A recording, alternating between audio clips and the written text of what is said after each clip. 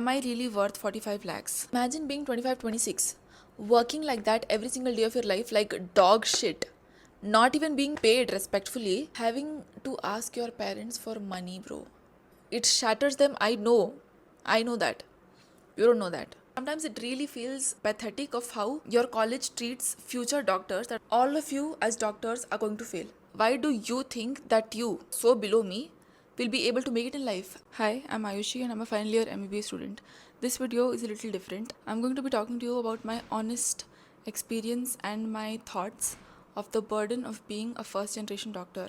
Now, the things that I say in this video might be related by people that are not really first generation doctors in the family, and that is completely normal. Your feelings and your struggles are automatically not invalid just because you're not the first generation doctor of your family. It is completely valid if you still feel the way that I am feeling in this video. I want you guys to watch this video with a very open mind. If you are of the opinion that you're supposed to be very tough to be a doctor, please leave the video right now. I don't want to deal with your negativity. This video is only for the people that are here to take it with an open mind, and yeah. But nobody really talks about the burdens of being a first generation doctor or a burden of being a doctor in this generation in general. वैसे तो मैंने कुछ script तैयार नहीं किया इस video के लिए, but I have a few points that I want to touch upon this video. Let's start with the fees aspect. Now, it might not matter to you that much if you are in a government medical college, but for those of us that are in a private medical college, the fees is a lot. If I were to tell you my fees is 10 lakhs per annum, which comes up to 45 lakhs for a 4.5 year journey. And that is a lot. And although I'm very grateful to have such supportive parents that did not think twice before getting me admitted into a medical college, because they really are so supportive, and I'm so grateful to have that. But the burden is on yourself because you feel ki, am I really worth 45 lakhs? And that's something you cannot explain to somebody that's not a part of this fraternity. For others, दूसरों को लग रहा होगा कि ठीक है, it's a good investment, 45 lakhs क्या है, for 4.5 years after that you'll earn this and that. But you and I that are in this field know that it's not that simple. And even if you do end up earning, it's going to take a long time. So the money aspect of investment to me does not make sense. But that's very privileged of me to say that because I am in this field and I've gotten this seat. But what I mean to say is that if you think about it just from a financial point of view, it is not the best decision. But yeah, because after completing MBBS, your salary is what? 40,000, 50,000. After doing post-graduation also for 3 years, which I'll come upon later, it's still 1.5 lakhs at the best paying states, which is not a lot if you really think about it. Next is the expectation part, and this is where it gets really, really, really spiraling. The expectations are again one from others and one from our own selves. The one from our own selves is the one that's causing the extra burden on you and I. दूसरों की expectations भी है कि you should get a high paying PG branch, dermat, radio. But what is more bigger than that and more toxic than that is expectations of us from ourselves. And expectations again are of two aspects: career expectations and financial expectations. अब career expectations क्या है कि okay, I have to study for 4.5 years, एक साल internship करना है, उसके बाद I have to study rigorously again for NEET PG, which is going to demand a lot of blood, sweat and tears. After cracking the exam also 3 years of again residency, and after that you assume that you will settle down. ठीक है, तो वो aspect है. Other aspect is the financial aspect. It really needs to be discussed. I don't know why people shy away from talking the money aspect, but it needs to be discussed because we are literally young adults. It's not a secret anymore that doctors don't earn that much. But everybody has to feed people back home. It's okay right now because nobody expects us to pay for anybody because we're still students. Once you graduate, once you are an MBBS doctor, you will have family waiting back home for you that are expecting to be taken care of, to be provided for. And you have to provide yourself with a safe future, with a sustainable future. And that is one of the biggest reasons why it feels so overwhelming and why it feels impossible at times. Yeah. I will never understand why people shame a doctor for charging high fees because you don't understand the journey that they've been through. 500, 800 rupees consultation to you might seem a lot, and it's okay if it seems a lot to you, but people shame the doctors. How can he charge so high? Do you know what it takes to reach that point that he's reached? By the time they're able to earn a 500 rupees consultation charge, they're already 30. They are 30. They've spent 10 years of their adulthood that other people have the luxury of enjoying, discovering, taking big risks, going after big opportunities.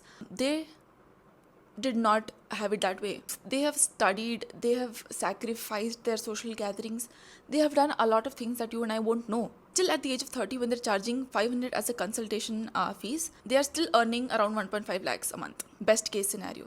And it's also a true fact that no doctor is going to deny treatment to a poor patient. To people that say you should serve the society, make your consultation charges free, I just want to say to you that if by God's grace, which I will not say if, when by God's grace I have made enough for myself to sustain myself and my family, I will be the happiest person to serve the society, to go to the rural areas, free consultations, to give free medicines to people.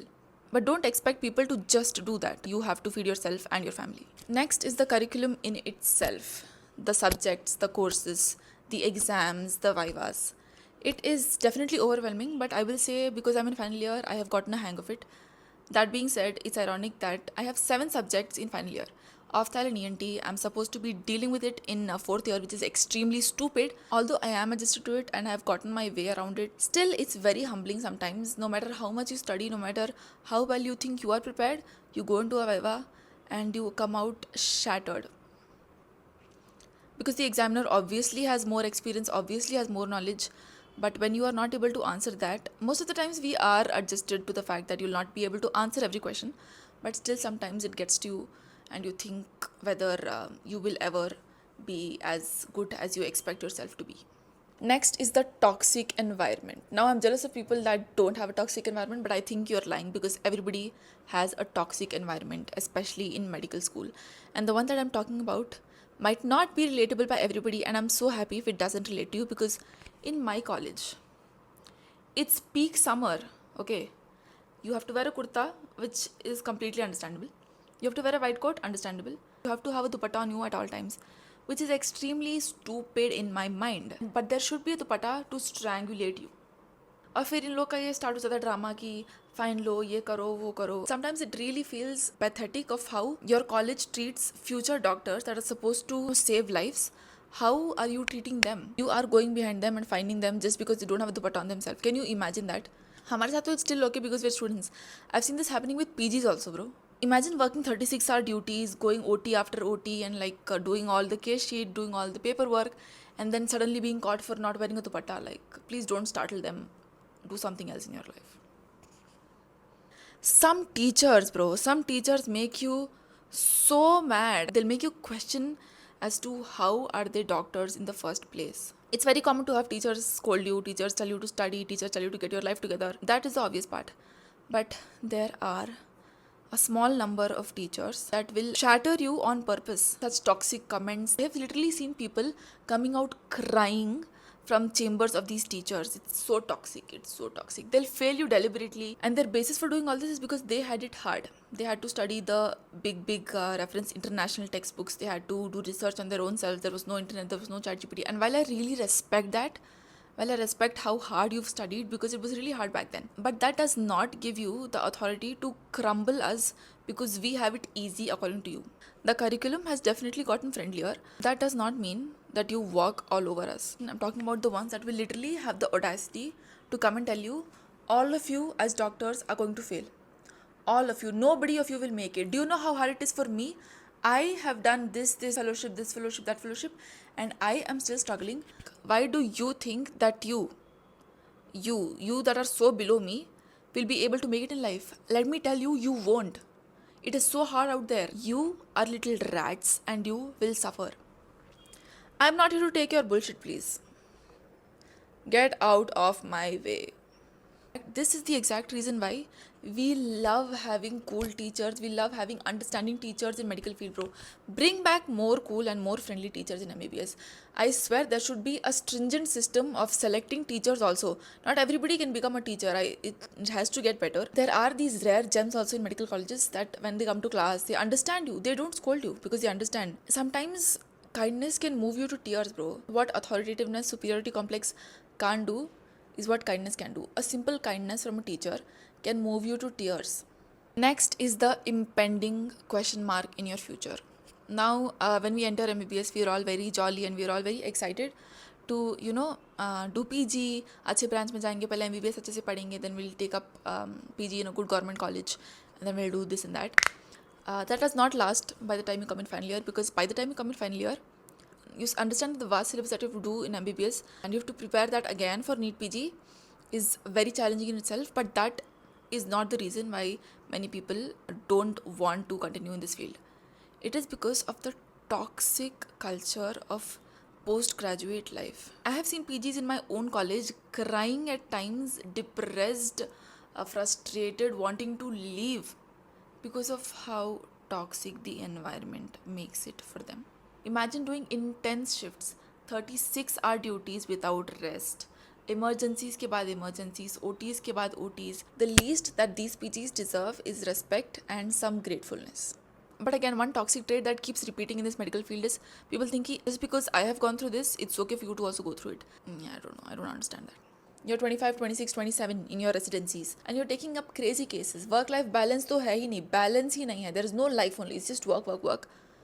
The salary at the end of it is very less.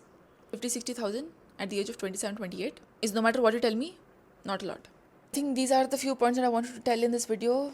इतना ही मेरे दिमाग में भी आया है. Have any other points? Please let me know in the comment section. I want to close out the video right here because I have to go to college also, and yeah, I basically covered up all the topics that I wanted to talk in this video. Yeah, that's it. I don't want to over explain myself, but I will say one thing. Just because I've mentioned money here and there, I know people will come at me in the comment section saying, why did you choose this field? Because you know that when you're becoming a doctor, your priority should be saving lives and you can't expect to be earning money, this and that. Please shut your mouth. It's very entitled and privileged of you to say that. You will not know the burden of being an adult. Okay, I have seen interns and PGs that get like really less money, और वैसे भी पैसे हर महीने continuously आते भी नहीं कोई colleges में. They like keep your salary pending for 6 months and 3 months and all of that. Imagine being 25, 26, working like that every single day of your life like dog shit, not even being paid respectfully, having to ask your parents for money, bro. I know they don't want to do it. It shatters them. I know that. You don't know that. Okay. Everybody has to feed somebody back at home, and not just feed back at home, they have to save up money to eventually sustain themselves. Everybody needs a shelter on their head, clothes to wear, and food to eat. Also, people want to grow their families, people want to have kids in the future, they have to save up. And with a lifestyle like this, it is not easy to save up. That is my take on the burden of being a doctor and this and that. I'm closing out the video. I hope you liked the video. Subscribe to the channel if you're new, and if you have any other video ideas that you want for me to make, let me know in the comments. I'll make it. Bye.